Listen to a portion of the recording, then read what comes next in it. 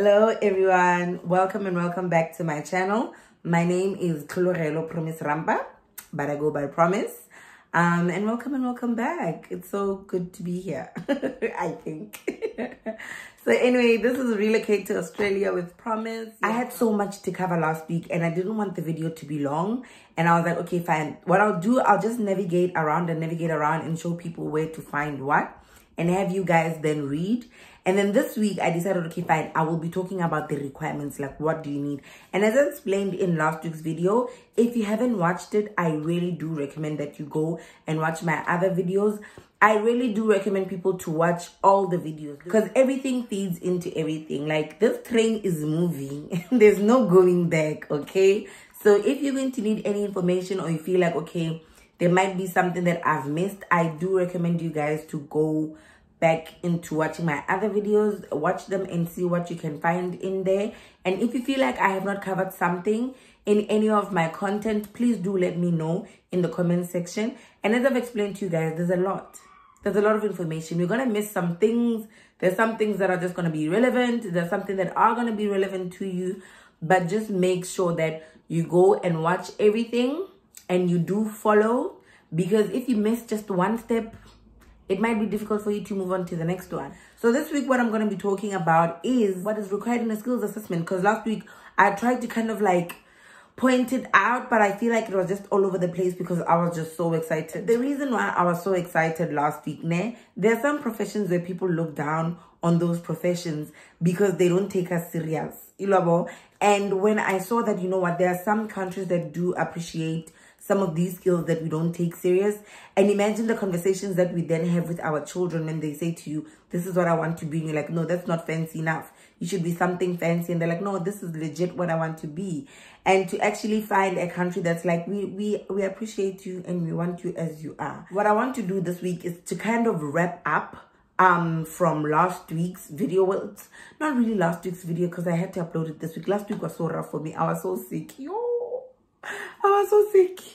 But anyway, now I feel better. I'm all good. We're going to be just wrapping up from last week, and I'm just going to be summing up what would be required in a skills assessment generally. Like, this is something that even if you are from a different profession, this is what you should hopefully expect. This is what they might ask from you. So I've summed up because I then had to go into a whole lot of the skills assessments and kind of like sum up what they have in there and kind of like related to other assessing authorities. And I was like, oh, okay, they're actually looking for similar things. Some of the things might be higher, might be lower. It really depends with the professions, because obviously they're going to need different things because we do different things.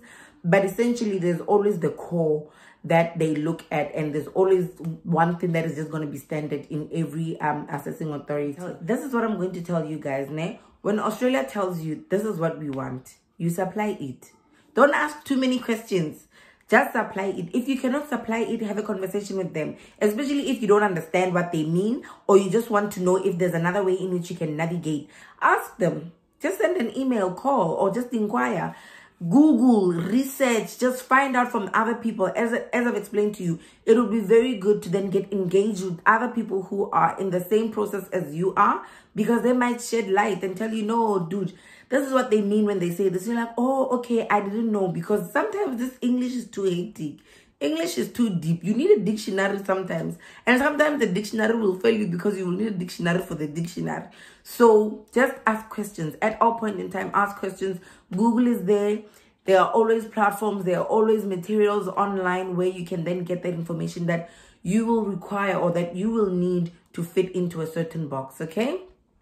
So that's what you need to understand about relocating or anything in life.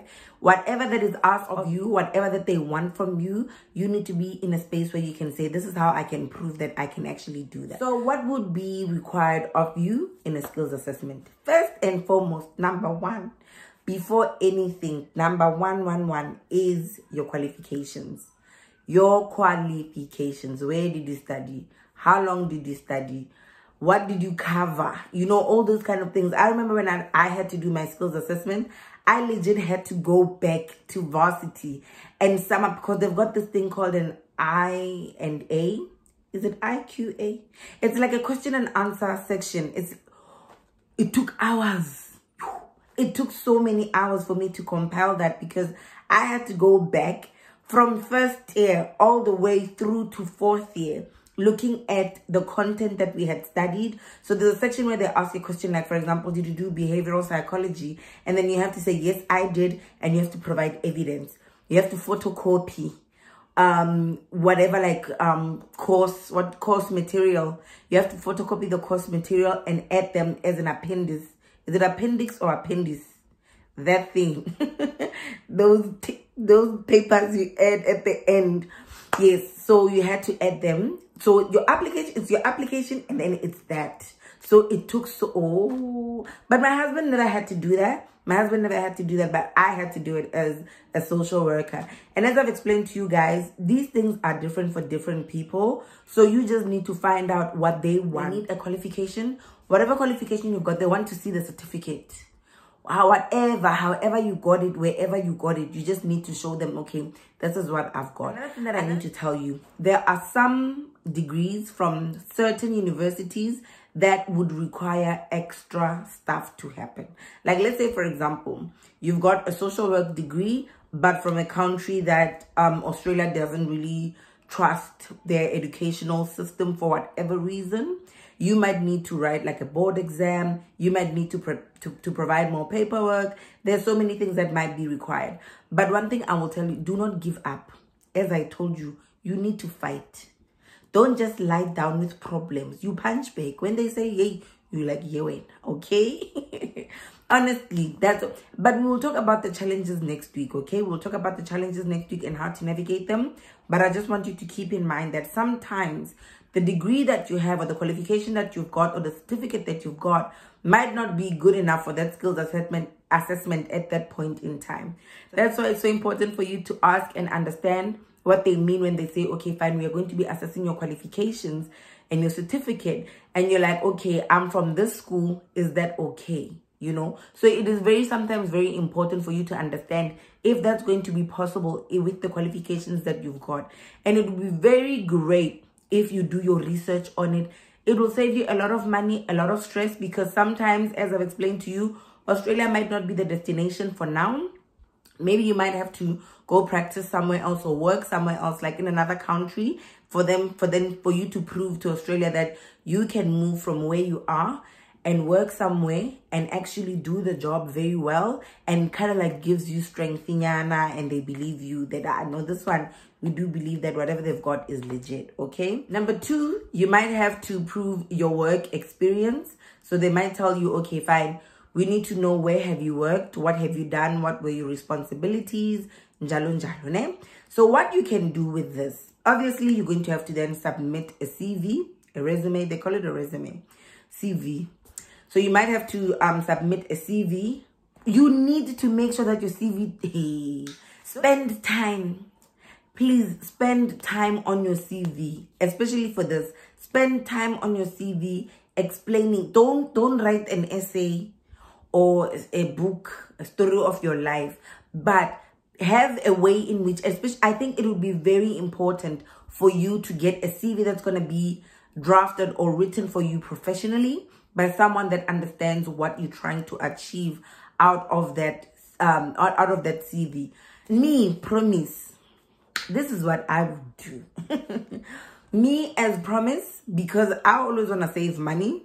At every day, me, I'm always on money saving tactics. What I would advise you to do is to draft one yourself, but make sure that you get copies of other people's CVs. Another good resource that I will tell you guys about, go on LinkedIn. LinkedIn is so resourceful. When you're on LinkedIn, there are some people who are sharing resume ideas. There's some people who work in the HR space who would then tell you, no, when we get some things like this or whatever, we just don't like it when you put this and that. Then you become aware of what you should put on your CV and what you shouldn't, how to write your CV, how to talk to your CV and talk about yourself on your CV. So try and get those resources that will be able to help you with being confident and comfortable enough with your CV to say that this I am very proud of. I can then send it out to people.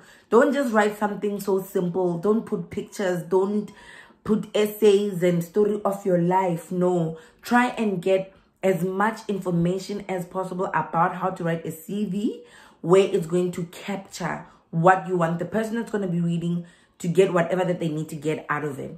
But essentially in Australia, when you're then going to be drafting your CV, but as I've explained to you, go on LinkedIn, go on Google, try to get templates and all of that shandies on how to write a proper CV. But essentially what you need is for you to have obviously your name, your contact details. It's very important for you to put your address, especially on the top. So you have your name, your qualifications. What I would do is like you have your name, your qualifications, because you want a job. And then you have your address and your contacts, right? So in that way, when they see your address, they will know that, okay, this one is from South Africa, okay? And when you write your numbers, write it with your code. Don't write 07, don't know. Write your country code. You know how they do it. Because now we are dealing with international things. It's no longer child's play. But yes, that's what you should do. So spend a lot of time on your CV because it is something that might determine if, you know, you're going to get a positive outcome. And it's also something that's going to help you once you start applying for jobs, because then you've got something that's good, you know. So focus a lot of your attention on your CV. Write only important things. Find a way in which you can capture it in a way somebody would understand and know, okay, this is what this person means. And it's very easy for me to say, bam, bam, bam, this is what we're looking for, and it is all good. And I would also advise you, when you write your CV, especially for a skills assessment, is for you to then have a lot of time where you look at what is on the requirements, what they're requiring. So in a way, it's kind of you answering on your CV. It will be you answering what they're looking for. It's just like when you're applying for a job. You know, guys, let me tell you why I know all this information. I was unemployed for 3 years. I've got experience in job hunting. I have experience. I think I had so many versions of my CV. When I look back, I'm like, yo, I'm sure there was a point where I could have applied for a job as a president somewhere. But anyway, I hope you get what I mean. Just try and answer the question. Just try and answer the question from what they say they want. That's it. That's just a CV. That's my interpretation of a CV or a resume. So have a section where you talk about your qualifications, basically where you got them, when did you start learning, you know. Don't put your transcript, like don't put your marks on your CV to say this is the distinctions I got. You can highlight it like in a little 1 or 2 sentences under your education background, where you can say I got distinctions, or I was, what do they call them, golden key people, you know, all those kind of things. You can just put them as like in a sentence to kind of show them that you shine bright like a diamond. Okay, and then you move on to your references. Always, I remember I had this one friend of mine advise me that, promise, when you're going to have a reference on your CV, try to make sure that you keep in contact with the people, even if it's just to call them and just check on them, or you just update them on where your life is and what's going on. Just so when should you get a job or something like that, you don't have to come back after 5 years and say, hey, do you remember me? You know, so keep that relationship still going on for you to then have this person to talk for you someday. Okay, so now we've spoken about the certificate, your qualifications, your resume. Obviously, they marry into each other, because without sometimes the certificate, the resume or the CV becomes very difficult. The next thing that you might need to do, as I've told you, is an English test. But you don't have to do it. My husband didn't do it. He still got a positive outcome. I didn't do it. I still had a positive outcome. Look, I needed to save money. Okay, I needed to save money. I would advise people, if you feel like writing an English test will help to advance your skills assessment, do write the English test. Don't take the risk. For me, I prayed, Baba. I prayed about it. I was like, hey, I don't have the money to be writing an English test right now. So I asked them, what else do you need for me to do to prove that I know English? And they were like, okay, no. Because basically for the English test in the skills assessment, this is why they want it. They want to know and understand that your qualifications and your work experience and everything that you have acquired was taught to you in English. If not in English, there was a manner in which it was translated where it can be then used and transferred to Australia, because they do recognize that some countries, for example, will only have their education in whatever language that they speak in that country. So they want to understand that you would be able to then work in Australia and communicate in English, because English here is a big thing, obvious. So they just want you to prove that. So the only reason why you should do an English test during a skills assessment is for you to prove that your qualifications, and you can talk in English and you can communicate in English. And that's why I said sometimes your qualifications might be written in a different language. You would have to like translate them. I don't know how that happens, because I didn't have to do that. But I've seen somewhere on the internet where on the skills assessment web pages, like on different skill assessing authorities, they would say if your documents are in a language that's not English, you would have to have them translated at your own cost. And I'm like, okay, that sounds bad. But anyway, I understand why. I mean, imagine if we all came here with our different languages. Imagine the headache. But yes, that's the situation. So you just need to say to them, okay, this is how I can prove that my qualifications. So a money saving tip, listen to me and listen to me very well. If you want to save money, but still have the benefits of someone, have the same benefits as someone that might have written an English test for the skills assessment, this is what you can do. Number one, you need to make sure that all your documents are in English, right? All of them. In a situation where you've gone to a school like the University of Pretoria, where they've got English and Afrikaans, at least English is there.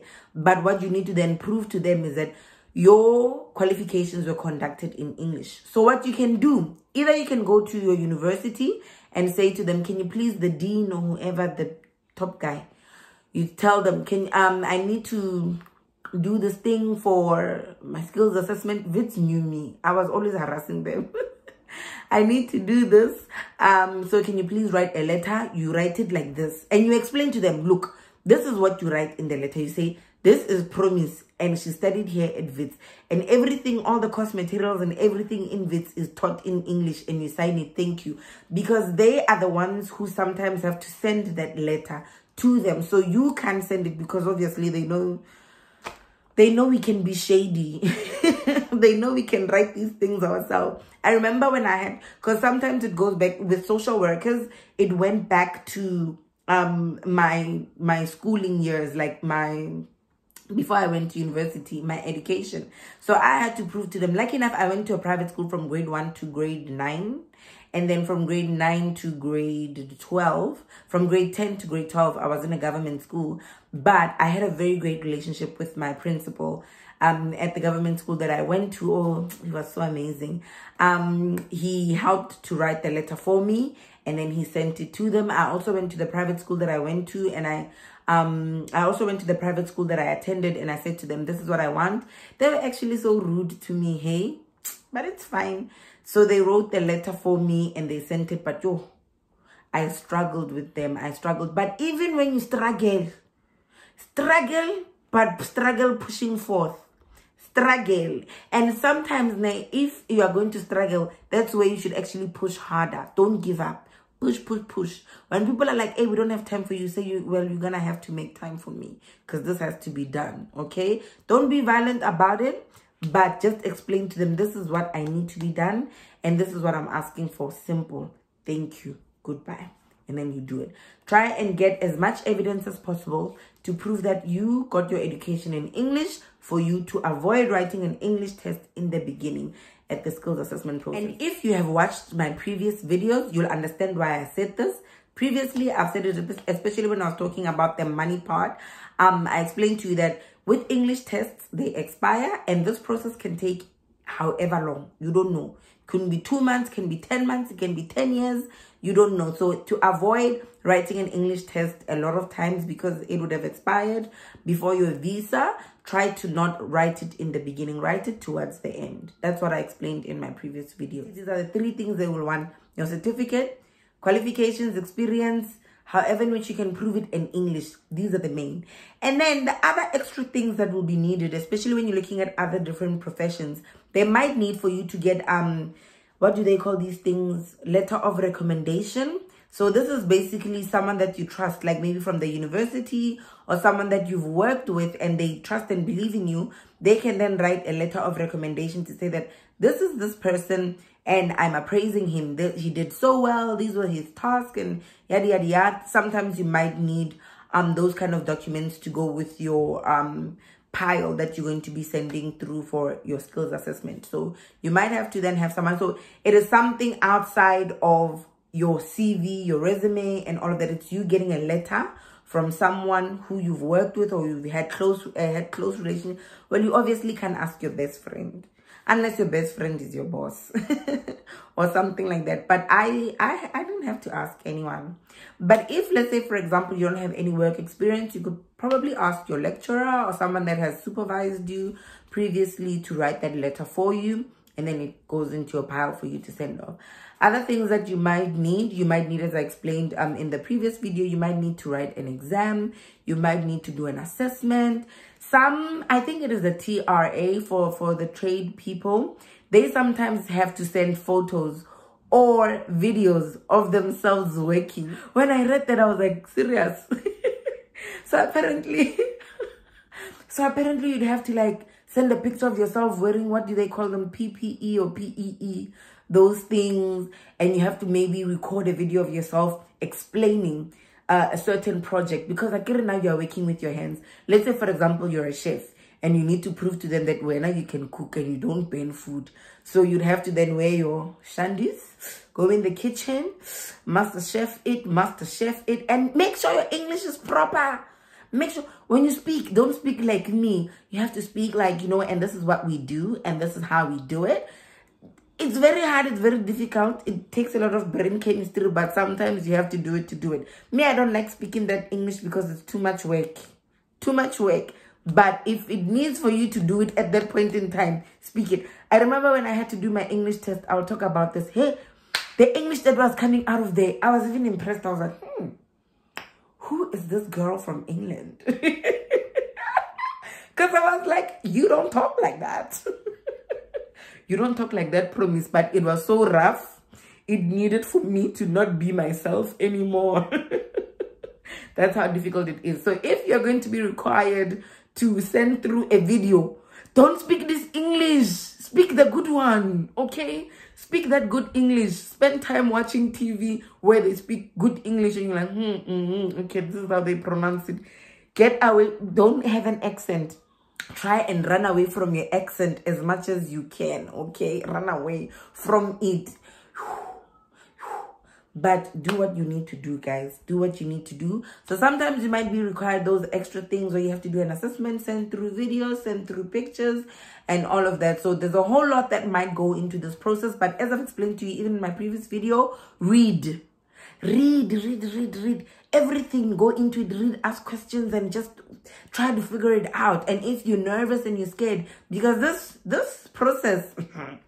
it's going to test you, Baba. It's going to test you. So make sure that you're clued up and you know what you should be looking into, okay? The other thing, obviously, then you're going to need money. So you're going to need money. Sometimes you're going to need money, not just once, but twice. Because as I've explained also in the previous video, there are some processes that might need step 1, step 2, step 3 before you get the skills, before you get your skills assessment.